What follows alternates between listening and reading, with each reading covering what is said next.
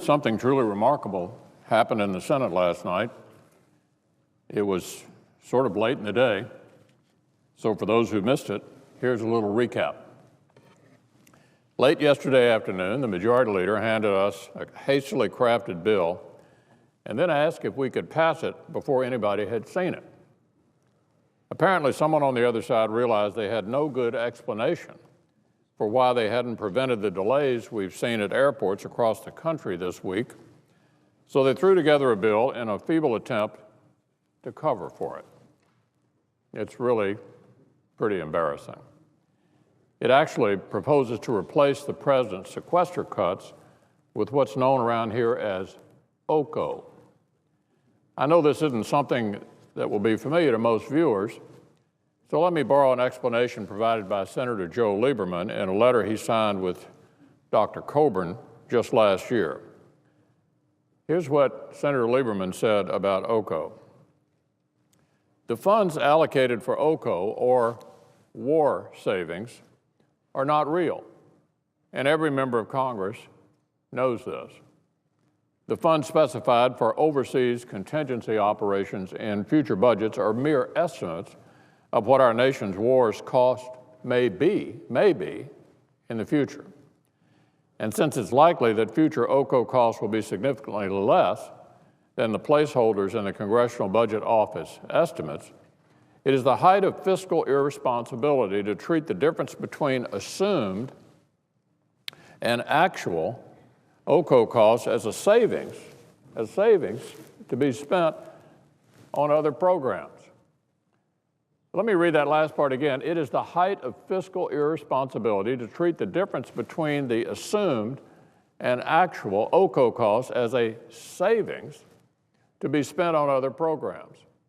This is from the man who was once the Democratic nominee to be vice president. So there's bipartisan consensus that this thing we call OCO is a fiscally irresponsible gimmick, a gimmick. The director of the Concord Coalition has called it, quote, the mother of all gimmicks, end quote. The president of the Committee for a Responsible Federal Budget called it a, quote, glaring gimmick, end quote. So whether OCO is the mother of all gimmicks or just a glaring one, everybody other than the Majority Leader evidently agrees on one thing: it's the height of fiscal irresponsibility. Now, just as important as what the Majority Leader's proposal is, however, is what it isn't. It isn't a tax increase, and that's actually news. The Majority Leader is clearly ditching the president on this issue. As you may recall, the president has said he'd only consider replacing the sequester with a tax hike. And whatever you want to say about OCO, it's not a tax hike. It's borrowed money that will have to be repaid later. Still, it doesn't punish small businesses like the president's proposals would do, so this is, in a sense, big news. It represents a significant break from the president's favorite approach on this issue. As I said yesterday, the president rejected the flexibility we proposed on the sequester for obvious political reasons. He wanted these cuts to be as painful as possible for folks across the country and to provide an excuse to raise taxes to turn them off. Well, it's simply not working.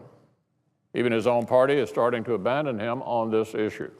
But the broader point is this: even without the flexibility we proposed, he already has the flexibility he needs to make these cuts less painful. He's got it right now. He should exercise it. I also think we should all acknowledge that there's now a bipartisan agreement that tax hikes won't be a replacement for the sequester. But the real solution, as I've said, is for the administration to accept the additional flexibility we'd like to give them to make these cuts in a smarter way and to get rid of wasteful spending first. I mean, surely in $3.6 trillion that we're spending this year, we can find a way to reduce the spending we promised the American people we would reduce a year and a half ago when the Budget Control Act was passed, and do that in a sensible way. That's what we've consistently said. There's more flexibility in the law right now. We'd be happy to give the president even more, to achieve the cuts that we promised the American people we would achieve.